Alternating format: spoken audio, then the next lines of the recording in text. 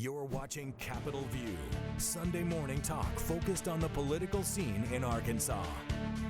Welcome back to the program. I'm joined now by Senator Ben Gilmore, Republican of R-Crossett. Always good to see you, my friend. Likewise, Roby. Thank you for being here. Yeah. You've been a little busy this session. Just a little bit. Appreciate you making time for us. No, always. Senate Bill 495, this big sentencing reform bill. What took so long? Week 12 of the session, you guys knew what you wanted to do from day one. We did, but we wanted to get the policy right, and this is not something that you craft overnight. As you know, because we've talked throughout the process of where we were and what we're doing, and you know, we started this months ago. Literally last year, we started crafting this policy, and we sought input from stakeholders and colleagues of mine in the legislature, and so we wanted to incorporate everything we could that made sense to make sure we had really good policy. And I think while it's not perfect, certainly I don't think you could ever say any policy is perfect. I think we're really close. So just to give a few particulars of it here, this is the Protect Arkansas Act. Mm-hmm. It requires individuals convicted of certain crimes to serve 100% of their sentences, 85%, 75%, 50%, I think are the actually it's 50 and 25. 50 and 25, Mm-hmm. All right. How do you draw the line on what those different sentences are? How did you, I guess, walk me through that process of how you guys calculated all of that? Absolutely. So in the first few pages of the bills where it outlines the crimes that fall into the 100% and the 85% category, if you look at those, you'll see what I would consider the worst of the worst crimes. The Sentencing Commission has done a really good job over the years of compiling all of the crimes we have. There's over 1,200 criminal code sections of the criminal code that outline different crimes.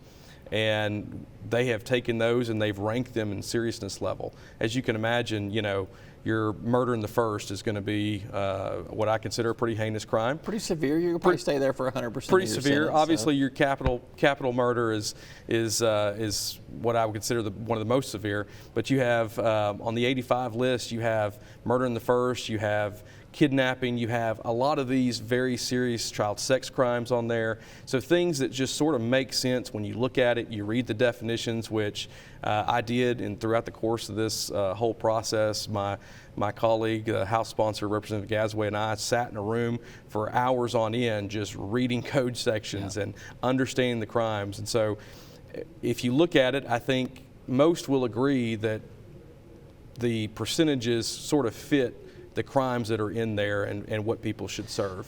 And the point is that a lot of criminals are getting out of prison after serving maybe 1/6, 1/7 of a sentence. They get a 12-year sentence, they serve less than 2 years. They get a 25-year sentence, they're maybe there for 3.5 years. What were some of those crimes?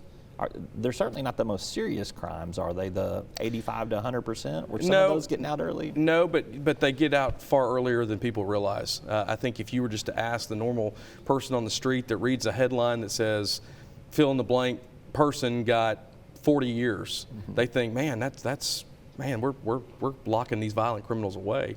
And the reality is sometimes even those are only serving, maybe a quarter. And that's just, if we're trying to be transparent, we're trying to be accountable, and we're trying to make sure that people truly understand how the criminal justice system works, then we need to be truthful and own that. And we need to make sure that part of this bill with truth in sentencing is that if you get sentenced to a violent crime, you're going to serve a large portion of that sentence. Take sex assault too. A lot of rape cases get pled down to sex assault too. That's a pretty severe, pretty violent crime. Right now, that's in the 1/6 category under current law. In this bill, that is most likely going to be in the 50%, through rule promulgation and other things. So we are, I think, putting that where it should and where it deserves to be. If you commit that crime, you need to serve a little more time. I think there's two trains of thought that I kind of split some opponents and supporters of this into. Some people feel like we need to punish people for the crimes that they've been committed. We need our streets safe. We need to not have these people on the streets. There are other people that feel like some people can be rehabilitated. Yeah. I kind of fall into the camp. There's some people that cannot be rehabilitated, Sure. And I don't know I'm not an expert enough to know how many people under my threshold of not being able to be rehabilitated could be rehabilitated. Yeah. You do have some things in there to try to rehabilitate some people. There's the earned release credits. There's Correct. the pursuit of education and workforce training. Talk to me about some of the good merit things that are in there that is an effort to try to reduce recidivism. No, thank you for that question. And to your point, we have, I think, struck a pretty good balance. Yes, are we being tough on crime? Absolutely we are. And like I said in the first few pages, you'll read, the people that we are truly scared of are going to spend a significant amount of time in incarceration, as I think they should, because again, the punishment should fit the crimes that they've committed. But with that, what we've also done is we've created an incentive for inmates, those who are incarcerated, to earn their way to early release. So we've titled that Earned Release Credits, as you've mentioned.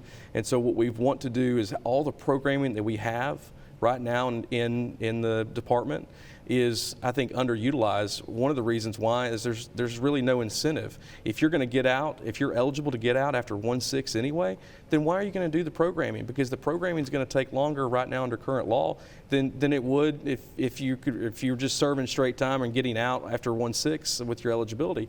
So what we've done is we've structured this in such a way that you have to at least serve 50%, and if you want to get out and with the other 50% of your sentence with the 50% or the 75%, you're going to earn your way out, and it's going to be structured in such a way through rule promulgation that you can do that through getting an education, through workforce training, through just like I said, with education, getting a GED, things that we want our inmates to be successful, so we need to have things in place so that they can be. Because when they get out of prison, like right now we have a recidivism rate of almost 50%, like 46, 48%. So they're getting out now. So what we want to do, hopefully, is reduce that recidivism rate, but we still are going to have people getting out of prison. So when they get out, we want to make sure that they can be productive citizens and have those opportunities. The other thing that's really important with this bill is that when they're getting out of the prison walls, we want to make sure that they have things like a driver's license that's restricted. There's criteria that has to be met. But if we expect them to get a job, we need them to be able to drive to that place of employment. Birth certificate, social security card, whatever that might be that might be a hurdle for them to go get work or go get a place to stay or whatever it might be, we want to remove that hurdle. Because I think it's unfair to assume that when someone has spent time in, maybe a significant time in prison, when they get out, that they're going to know to call Department of Health Vital Statistics to get a birth certificate if they need one. Sure. So we want to make sure that's provided to them. This has got a big price tag on it. The construction of the prison is a big price tag. It's going to take a couple of years to catch up with the capacity problem that we have. We're overcrowded right now, and I mean the costs are estimated at $31 million, and there's other costs associated with this bill. Yeah. Are you worried about the funding on that in terms of maybe not year 1 and 2, but years 3, 4, 5, 6, 10? Well, look, I think that's a great question, because we always have to be looking at the dollar amount and what it's going to cost, because we have to be good stewards of taxpayer dollar. But I would sort of throw back, what's the cost if we don't do this on our communities, on victims who have to deal with, the person who committed a heinous crime against them or their family being back on the streets. And so I think we've struck a really good balance of what the bill is going to cost. Yeah. We've spent a lot of time. Part of the reason that you're not seeing it until the last days of the session is because we wanted to make sure we had the dollar amount correct, and I think we've done a good job of that. Opponents have said, though, that you could spend some of that money on some things earlier in the process to avoid them even becoming incarcerated in the first place. Yeah. I think Senator Clark Tucker made some good points in the committee debate about arresting people is even more of a deterrent than the length of the sentence that's going to be there. Does he make a good point? I think he makes a good point, and I think the reason he makes a good point is because everything needs to be on the table. We need to be talking about all these things. One of the things that's in the bill is a recidivism task force, which he specifically requested be in the bill. I thought it was a great idea. We put it in there so we can help study some of these things. But with that, we've also done over the past couple of sessions increased pay for law enforcement, giving them more money to help them do their job, because we want them to be successful. But with that, we also I don't think it's fair to make them go and catch the same people over and over and over again like they're doing right now. So I think the victims deserve better, Arkansans deserve better. I think this bill strikes the balance of that, and I think that what we're saying is we're acknowledging all of those things while also adding a bunch of things in there that I think will reduce recidivism, will help inmates get on their feet after they leave incarceration. So I think it strikes a good balance in the bill. I'm going to wrap it up there, but it is a starting point, not an ending point to a point Correct. you've made. Thank you, Correct. Senator Ben Thank Gilmore. you. Appreciate Thanks you for being having here. me. All right. We're back to wrap up right after this.